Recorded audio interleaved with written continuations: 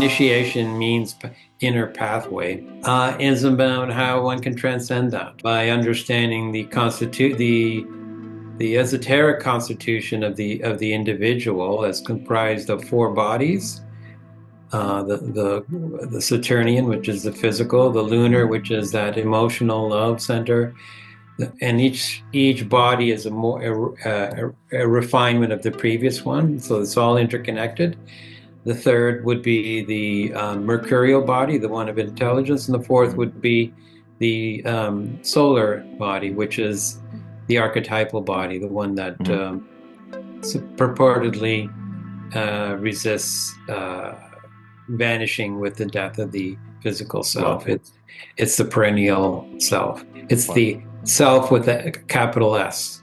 Okay. And the other components are the self with the minuscule S.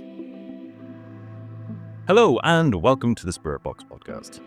Today we welcome historian, initiate and researcher David Pantano back to the Spirit Box to discuss his latest book, Alchemical Hermeticism, The Secret Teachings of Marco Daffi on Initiation. It's a comprehensive book at the man-born Baron Ricciardo Ricciardelli, yet better known by his spiritual name, Marco Daffi. David presents Daffi's writings on his unique and unusual experiences from 5 decades of alchemical and hermetic practice, available for the first time in English.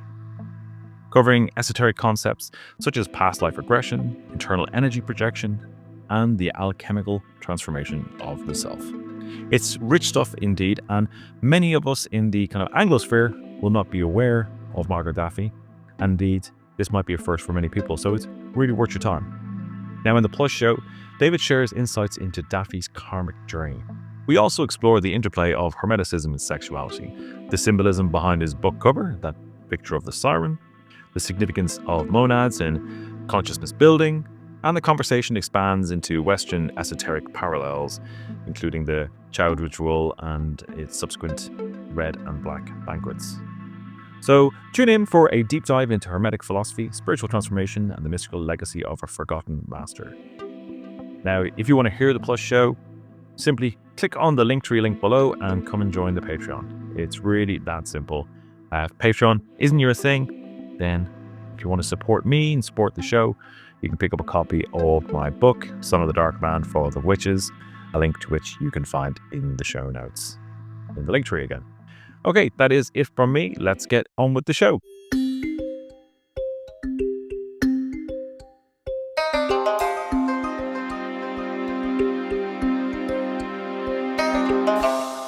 Okay, David, you are very, very welcome back to the Spirit Box. I think it's been about a year since you were on last, maybe a bit longer. I think it was 2022. So has it been that long? 2 years. It's 2 years and a bit, yeah. Well, my sense of time has gone skew if, to be honest. It's I think it's that part of getting slightly older and lockdown just ruined my sense of time. Well, you're very welcome back, and we're going to talk today about your new book, Alchemical Hermeticism. Yep, mine's a bit blurred out there, but fabulous book, really, really interesting. Yeah, lovely work. So to get the show on the road and give some context for people, can we first start kind of with yourself, kind of a little bit about you and your work, and then we'll dive into the book and the subject of the book, Marco Daffi. Sure. I guess this is always the toughest part for me to describe myself, but I'll try my best. I'm a lifelong seeker. Okay. Even going back in my earliest memories of childhood, just trying to make sense of things, just tilting my head yonder to see what's out there and see what kind of reflection or what kind of imprint you get back from that the gray space above and below. I mean, light and darkness are just two halves of the same coin. In most recent times, my occupation as a historian, a researcher, a writer, an essayist, and public speaker on issues that really interest me. I mean, the most often label stuck to me is writer of esoteric works or Western esotericism, and I'm fine with that. But I think it's much more broader in that. I'm interested in terms of how the hidden interacts with the visible and the metaphysical with the physical and all those binaries try to transcend them and understand what's going on and just bring more light to the world, bring more heart-centered energy to the world. And I think through those principles that I was attracted to Hermeticism as a gnosis, as a state of consciousness that combines the two, that what is above is what is equal to what is below, and what's below Mhm. affects what is above. So that whole connectedness with the greater picture, but also trying to bring it down into real world bites. So I think that kind of spirit is what permeates me, and from that it took me an interest into a very interesting corner of esotericism that was not properly um, researched and written about or commented upon in the speaking press. And I'm a Canadian boy, born and raised in Toronto. So this aspect of this Italian, I call it Italic because I think the traditions go back to even before there was an Italian language, to ancient Greco-Roman times, and prior to that as well. But so this branch of wisdom, this branch of esotericism, that is in contemporary world, and when I say contemporary, in the century I was born in, the last century, the 1900s, where a lot of these protagonists that I write about and that I research and translate were active. That being Giuliano Kremertz, a Magus, a alchemist, a theurgist, a thaumaturgist, Marco Daffi, who was all of the above, but also someone who really pioneered a methodology of past life regression, Mhm. the reviving the ancient Pythagorean and Neoplatonic um, method of anamnesis, of going into yourself to to experience those innate qualities and attributes and the visions that are associated with that, to understand who you are as in a much broader and deeper aspect than the historical self. So that's sort of like the world that I've been researching and involved in the last 20 years or so. Myself was initiated into the Fraternity of Miriam, which is an order that was founded by Kremertz in the 1890s, and that is a Isaiah type of order that works on magnetism, works on developing internal energies and projecting those energies to bring about balance and healing. Um, so that practice still continues, and the research and the writing and the translating still continues. Um, Maybe I don't know if that covers it, but that you get a Yeah, sense yeah, of I where think I'm so. I think coming from. that paints a broad picture. Thank you. Um, so the your last work, last time you were on, we talked a lot about Kemeritz and there we go. And there was the whole fraternity of Miriam, and that the healing work that they have. Um, thank you. And yeah, it was fascinating, and it's again it's areas of exploration, areas of research, and indeed kind of historic scholarship that we don't tend to see so much in the Anglosphere. So there was a lot of I had a lot of feedback and a lot of kind of excitement from that, from kind of the cult fraternity on that, for that very reason. And in this latest work, you delve into similar subject areas that would be kind of very well known, I guess, to kind of Italian, or maybe more broadly European, continental European occultists, in the subject of Marco Daffi. So before we kind of get into the kind of the really interesting kind of topics, the kind of unusual topics I found around Hermeticism that you go into in the book, because this is a really interesting book. It's not just kind of like an historic treatise. You've got translations of Daffi's essays. You have some level of kind of an outline of the initiations, and go into we go into details into Daffy's inner laboratory.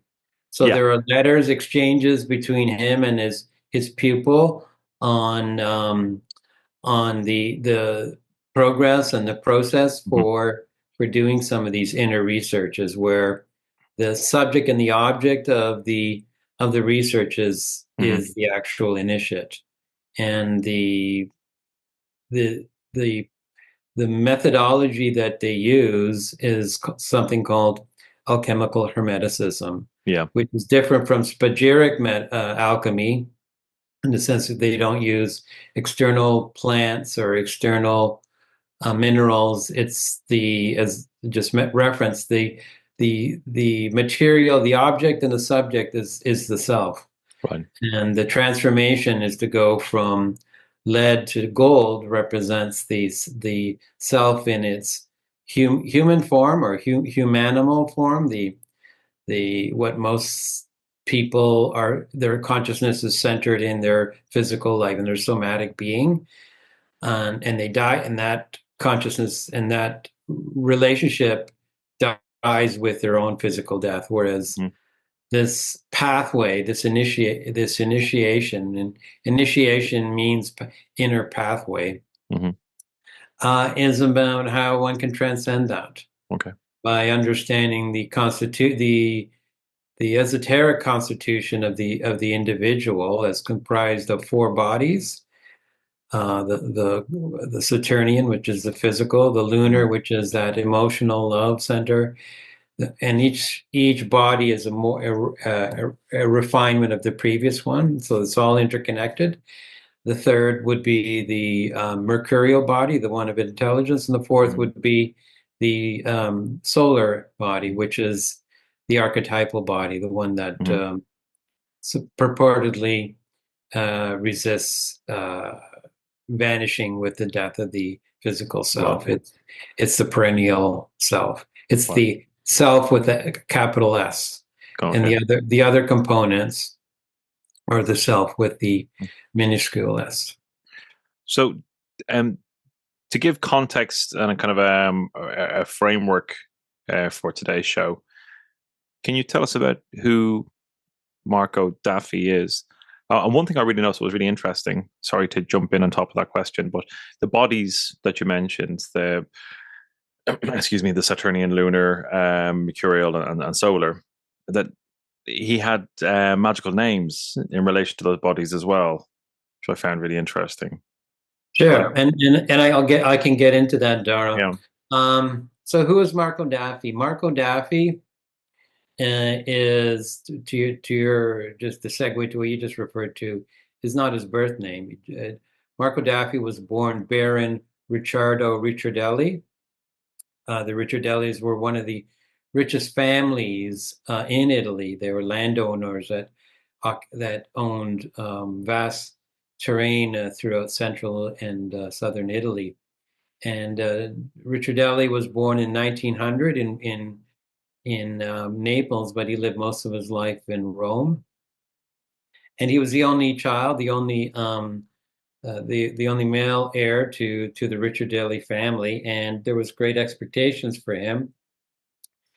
Uh, Psychologically, Daffi was more of a loner type, someone who was more prone to spend time on his own in studying and so forth. So it was very much he wasn't an gregarious type or outgoing. He seemed to be more of an introvert. And so when Daffy reached the age of maturity, and it was common in that time, especially in that part of Italy, he was involved with an arranged marriage. Him being a baron, he was married off with the Countess de Sordos. And it started off as a happy marriage, but Daffy had issues in terms of consummating that marriage. He had issues relating to his wife and the with women in general. So he went to a psychologist and a doctor in Rome who happened to be the leader of one of the chapters of the Fraternity of Miriam, which is the preeminent magical order of Italy of that day, comparable to what the Golden Dawn was. They had membership of close to 1,000 um, myths, initiates, neophytes initiated into this order, the Miriam. So this head of the Roman chapter of the Miriam, the Academy of Virgil, the Virgil Academy, wasn't able to help Daffy with his issues of intimacy with his wife. So he passed them on to Kremertz, who was renowned as a theurgist, a thaumaturgist, who had quite an extensive record of healings or of bringing balance to patients who came to him for who and often were not able to be satisfactorily cured or treated by conventional medicine. So this relationship between Daffy and Kremertz, and we're talking about the mid to late 1920s, around 1926 to 27. They started an intense correspondence, and Kremertz found out that he was quick to find out that Ricciardelli, the Baron, had a very unusual um, qualities and attributes that mediumistic qualities. He was very advanced in his knowledge of himself and of Hermeticism. But he felt that also that he wasn't psychologically balanced, so he didn't initiate Ricciardelli into the Miriam, but he took him on as sort of as a pupil, having a direct relationship because he recognized that he had certain prodigious qualities that none of the other members of the Miriam, the various hierarchs, approached in terms of these qualities, special, extraordinary qualities. And Kremertz was Ricciardelli mentions Kremertz the one who did a diagnosis of Ricciardelli and indicated that the root cause of his incapacity to relate with his wife and with other women had a karmic. The cause was karmic. There was a karmic impediment, or there was a karmic retribution that resulted in this imbalance, and specifically to the third body, the lunar body, the body that where that and the vortex of love, of emotional energy, emotional intelligence resides. And so Kremertz provided Ricciardelli with a number of rituals to help him to do some of this regression, to go inside him, to go inside himself through dreams, through visions, and how to recognize innate qualities, innate attributes of the personality versus those that are conditioned by society or family, etc. And to develop a personality scope, a personality profile of his innate or of his root self. And so this went on for about 3 years until 1930 when Kremertz died. So that left Ricciardelli with a huge gap because he was making progress to understand what was going on. It happened, though, that before Kremertz died, that Kremertz passed Ricciardelli over to the great Egyptian order. The Egyptian order was sort of like this hierarchy of they called it ancients of wisdom or sapience. There were 12 members who were sort of like the invisible masters of this form of Italian Hermeticism. And so that conjunction between Ricciardelli and the great Egyptian order continued, and Ricciardelli made some great progress to do these past life or anamnesis investigations by being able to go inside himself, to be able to separate his consciousness from the external, physical, emotional influences, and to be able to turn a switch on to be able to experience things in the past.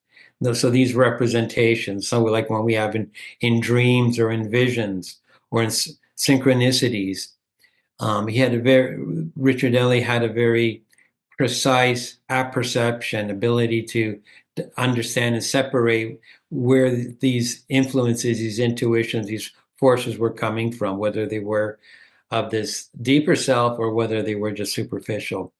And through one of these sessions, he was able to determine that in a past life, that he had the name of Marco Daffi, which was he was a physician and a priest to an Egyptian pharaoh, and that in one of these seances, he was determined that he created a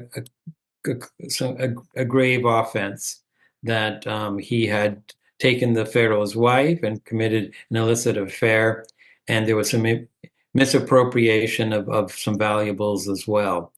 And it was determined that this was the cause of his imbalance with his third body, his lunar body.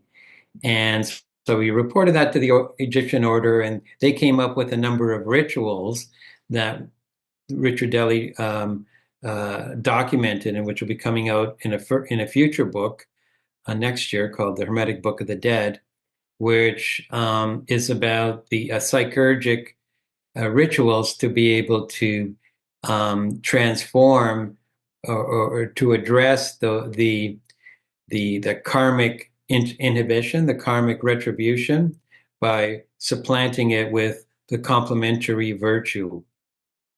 So there's a whole process of psychurgy where the soul has to go through this process, like of a hero's process of a descent into hell, or a descent into the past life, where this trauma, where this transgression occurred, to relive it and to make amends for that. So the remaining 30 years of his life. So I mentioned, so when Daffi identified his astral or his true name as Marco Daffi, it was transliterated into modern Italian. Marco Daffi is really an Italian version of Marco Daffi, which is of a Libyan or North African, the name that he had, and he was able to discover in one of these trances. So that set the context of his life mission. So Daffi referred to himself as Marco Daffi because Ricciardelli was his physical self. It was his incarnative self, but his true or his solar self was Marco Daffi. And so there's a distinction between the two. And for him, he felt that he was an incomplete avatar, that he in this incarnation, his mission was to address that karmic transgression, to replace it with a complementary virtue, so he could reach a sense of wholeness, that in a future incarnation he would be a much more magnanimous individual than he was. And part of the purgation that he had to go through to be able to realize this transformation, this alchemy, was to rid himself of the richness that he inherited as a Ricciardelli. And this created a problem because his wife, the Countess de Sordis, realized that he was, there was other stories where, so after Kremertz died, that Ricciardelli or Daffi met up with Kremertz's grandson, who Kremertz had high hopes because of certain signs indicating that he was destined to greatness, that his grandson had certain qualities that were displayed even as a child that indicated he had the right formation, forma mentis, to be able to achieve great things. But so Ricciardelli he connected with Kremertz's grandson, and they developed a initiate relationship where Ricciardelli believed that Kremertz's grandson was a medium, was channeling in a spirit of a Magus called Kobux that Kremertz had talked about that could help Daffi with his to address his karmic deficiencies.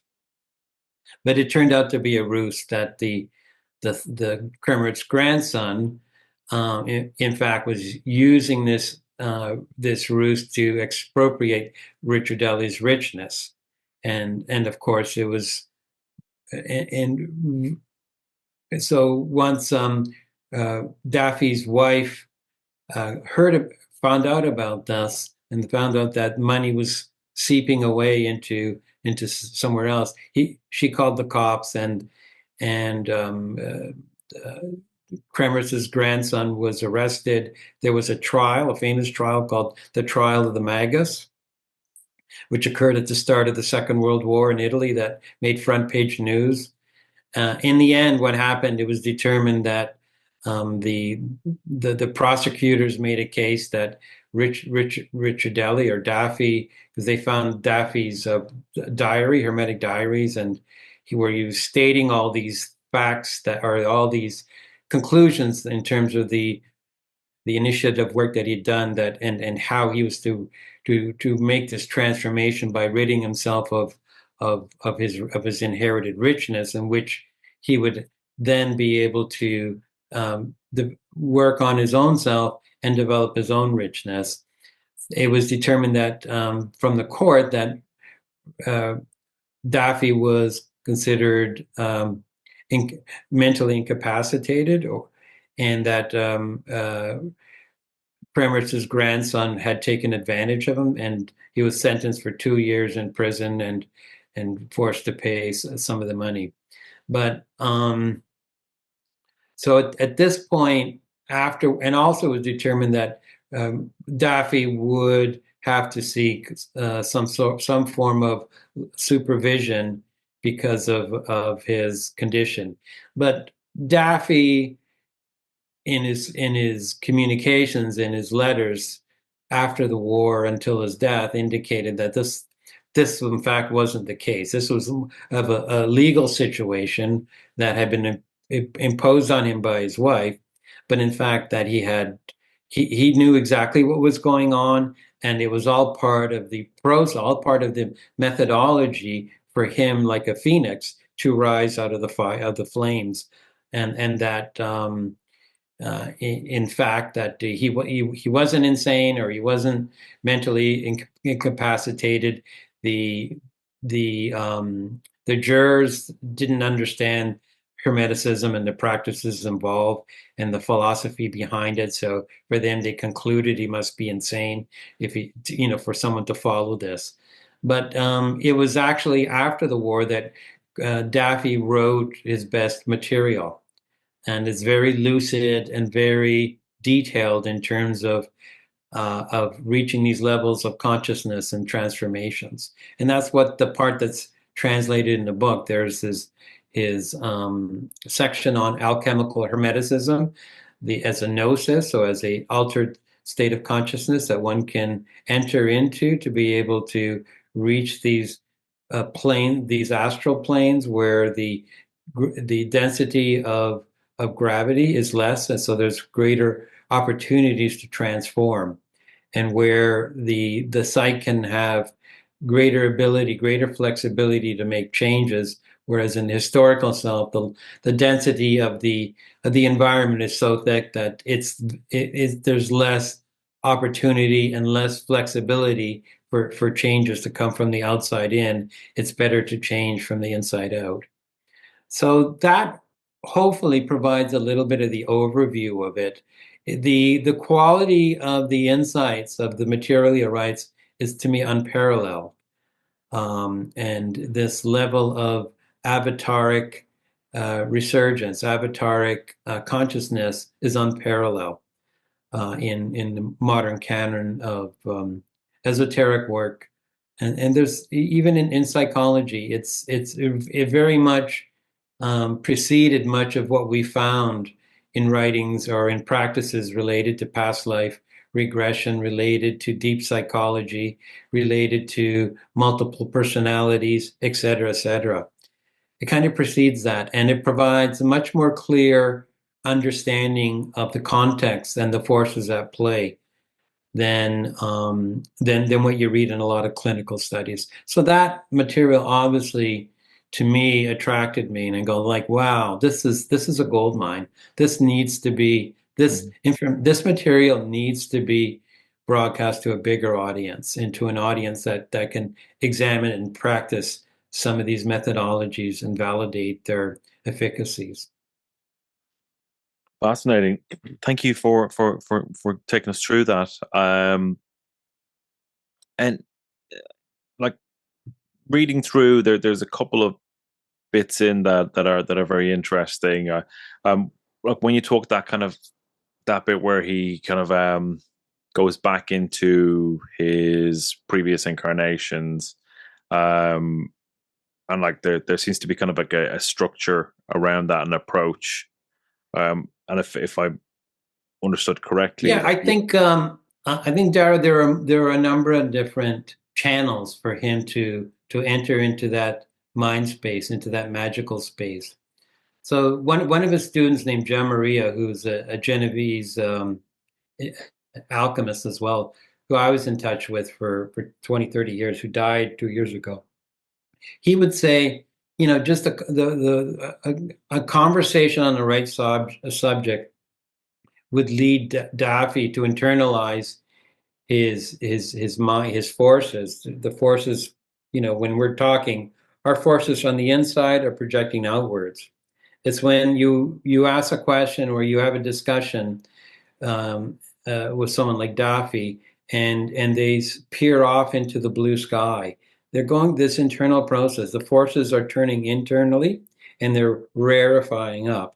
That type of Jamaria would say he was a conduit to facilitate the change, the transformation of Baron Ricciardelli into Marco Daffi. But there was also other means. There was rituals. So I talk about Daffi founded a number of different ritual instruments. One was called the Pharaonic group. Another was called the Andromeda ring. Another was the Rite of Hamzur. And these rituals were another means for Ricciardelli to enter into that magical space and visit the time when he was Marco Daffi, and to understand more of the content of who he was, and what were the virtues and vices that were underlying, that made such a dramatic turn of event to his Newman, to his root being. So it helped him to come up with help him to readapt some of the rituals, psychurgic rituals, psychurgy being the process of weighing the soul at death, determine whether it goes up or down. So these psychurgic rituals were about transforming or appropriating the transgression with the appropriate virtue. And so he would do it, and he would record it and see what the results were, what the signs Right. were, whether the fact that the rituals were effective or not. So it was a life spent in the inner laboratory of experimentation, of writing about it. He didn't write to be popular. He didn't write to be like Fulcanelli or Crowley or anything like this. Mm. He did mostly literary, not literary, epistolary letters to other seekers, other initiates who could understand what he was writing about, and not say this guy's a crackpot. He was an erudite, and he wasn't just a visionary. He was an erudite individual who had degrees in philosophy, who lectured at there's a famous academy in Rome called the Academy of Tibernina that goes back to the Renaissance time.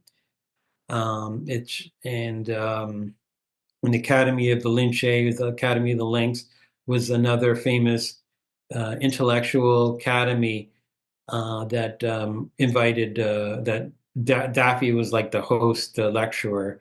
They would ask him, and he's also in the 60s and 50s. Daffi sat on a number of boards of parapsychological research as well, and he was known with a number of famous artists and writers of post-war Italy for his erudition, for his really unique sense of inner perceptions, and to be able to communicate it in a philosophical language to make sense of it that didn't sound like hocus pocus.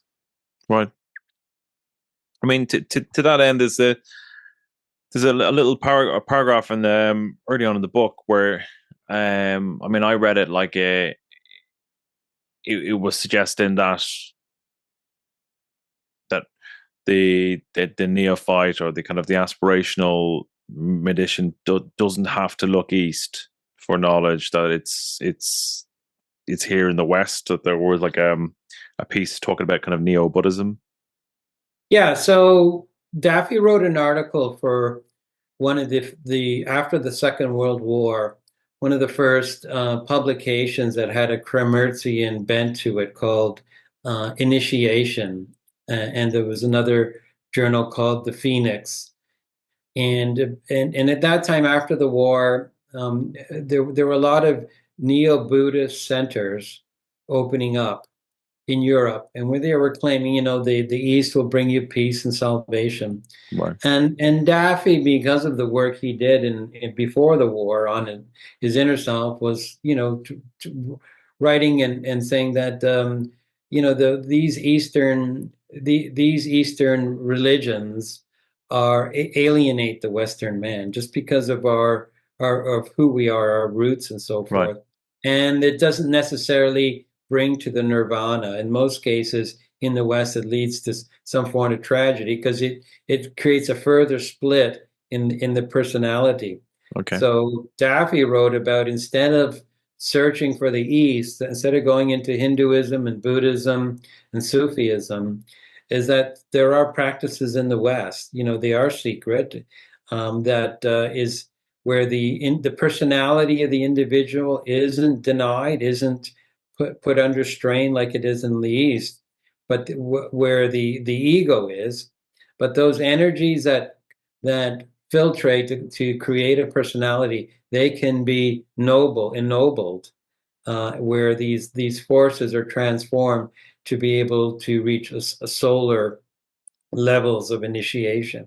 And solar initiation is where one becomes united with the self. One defines that, and the center of gravity of who you are changes from being one that's totally recognizes, identifies as this historical being, where reality is what's experienced through the five senses and experienced through time, space, and causality, that there's other dimensions that one can participate in, and where the consciousness can expand in a deeper and a higher level called the solar level. And there's a perennial component to that. and that was the basis of that article called Initiation and Neo-Buddhism, is to counter the claims that the East was, what was the way to go for those serious seekers who are trying to make sense of who they are and what their relationship is in the modern world. Fascinating. That's really interesting. And in terms of that, like solar consciousness, being able to kind of achieve that and connect with that, and I guess merge with it. Was he able to like bring any of that back? Yeah, that's a very difficult question because you would have to experience, you'd have to be there to see that. Because again, he didn't write, he didn't write to be famous. He wrote as people do with journals Right. to track their development. Mm-hmm. So, and I can, from my research I've done with those who knew him firsthand, Mm-hmm. that and I include those interviews in the book, in the back of the book. And these are individuals who I've met, and I I can vouch for their high standing, their integrity. Is that Daffy was a well-balanced individual who had a rare sense of knowledge and erudition, and who would go off into these flights of not a fantasy, but be able to really transform himself. That is, the energy would change direction and move upwards, and the the cornucopia of experiences and of events that occurred were magical, that he was able to transform and project those magic out. So those are all signs. And I write about that in the book, some of the signs of an fully integrated adept, is that you can feel their presence, that they have some of these extraordinary qualities, a fragrance, synchronicities, that where the unmanifest manifests itself. But one needs to have that eye to see them because it's very subtle. So, you can't say definitively for sure, but he had no problem talking about any aspects of his life, whether it was about the relationship with his wife or the trial of the Magus, where as I mentioned earlier, it was front page news in the Italian newspapers at the start of the war, where his situation and his practices were put in front of all to read, and the courthouse was packed because it was sort of like the in trial to experience. This is like the Halley's Comet, once in a lifetime type of scenario.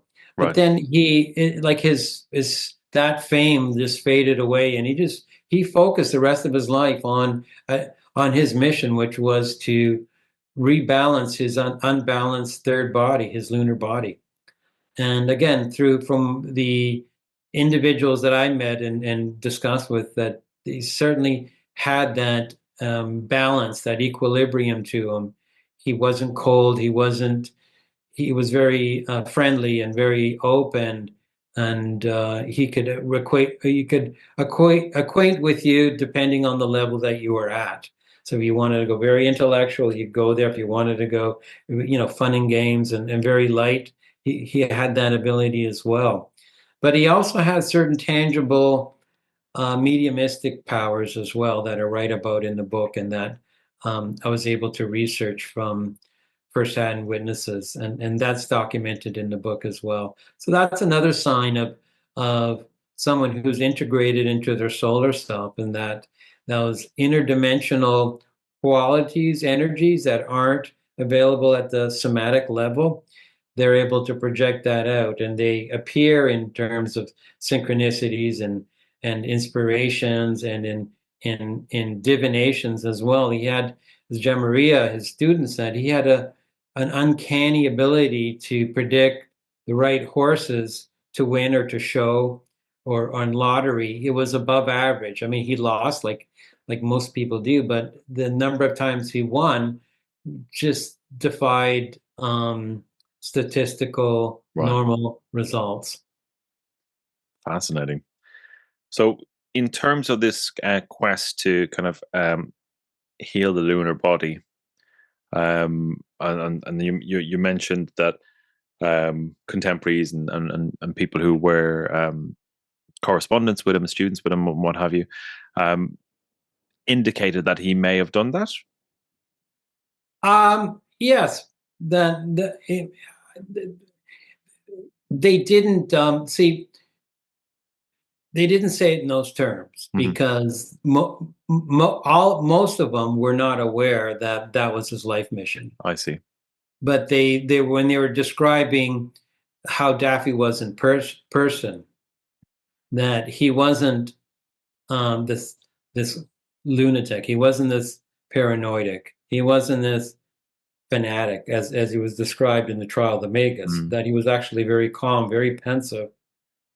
That he had a wealth of knowledge, and he was very humble with that information. He didn't come across as someone who had airs of superiority, but he clearly did, because he had these abilities which projected in their presence that were unexplainable.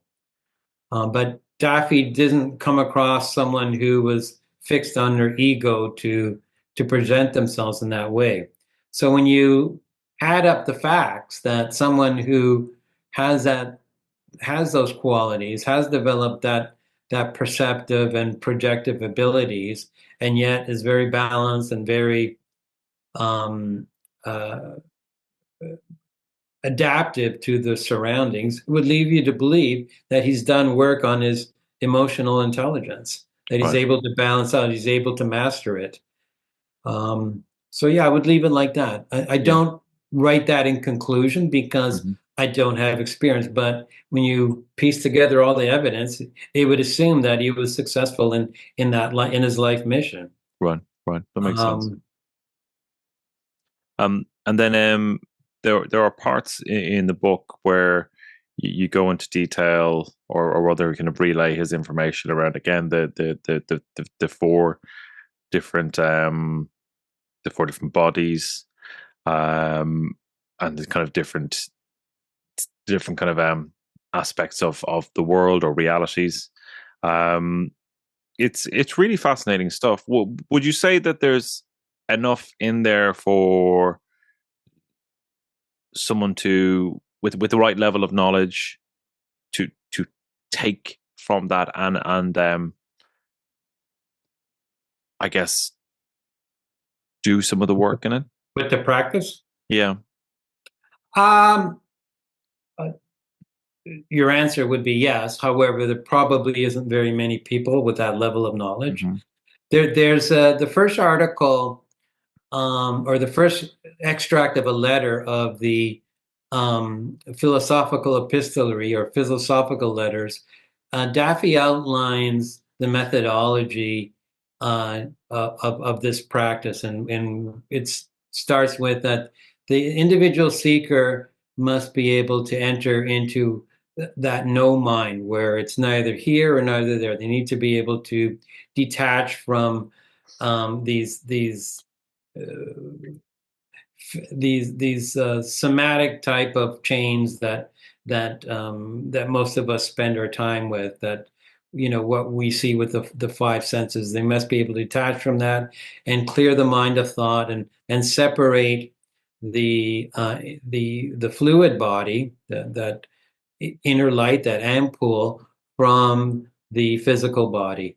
And that's the starting point. And from there, that one's able to develop that level of refinement, then aeons, or these vessels of intelligence that appear in these rarefied states, whether it's in dreams or in visions, or even symbolically in the somatic world, that one starts to see them, and then one can relate with that.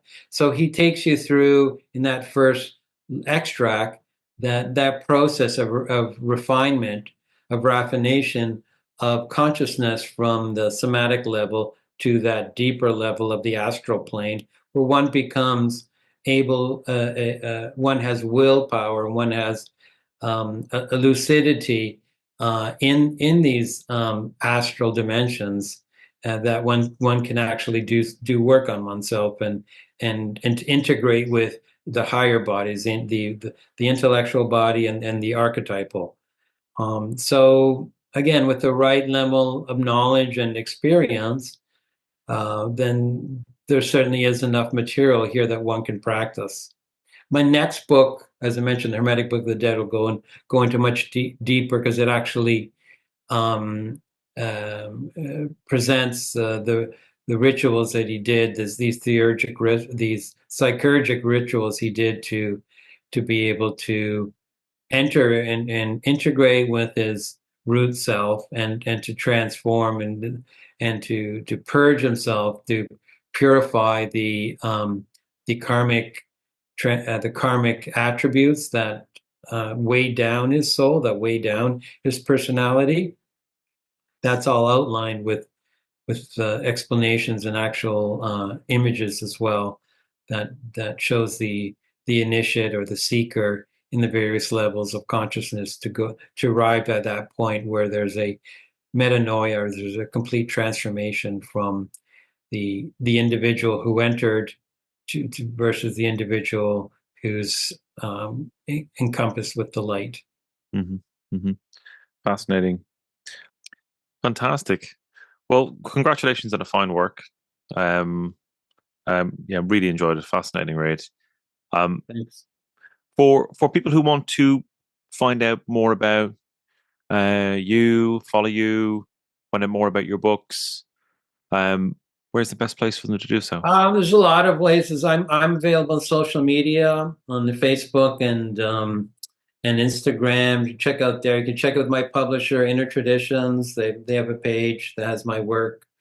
You can just message me, write me if you're interested, or you want further explanations on it, on any of this information we talked about, or if you got the book or any of my other books and you want to ask me some questions, then I definitely enjoy engaging with the audience and exchanging information. So I'm not difficult to find, to reach out. Those avenues are probably the best place to start. As well, starting to build up a YouTube page as well. So you may want to check that out. Right now, it's under development, but in the future, hopefully, that'll be another arena that individuals can come in contact. Fantastic. Well, thank you very much, Dave. It's been fantastic to have you back on the Spirit Box. Thank you, Dara.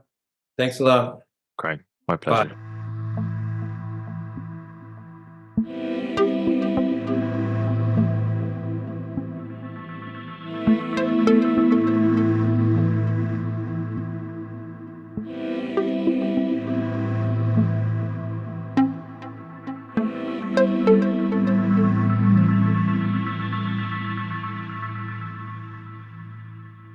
Thank you, David. I hope you all enjoyed that. An interesting look into, I guess, a lesser known mystic vein in the Anglosphere. So if this is piqued your interest, do check out David's author's page on the Inner Tradition site. It links off to his other work in this area around Chemerites and what have you. He's also was on the show 2 years ago or so. So have a look back through the archive and have a listen to that. Now I'm going to leave it there. I'm Dara Mason. You've been listening to the Spirit Box. Take care. Talk soon.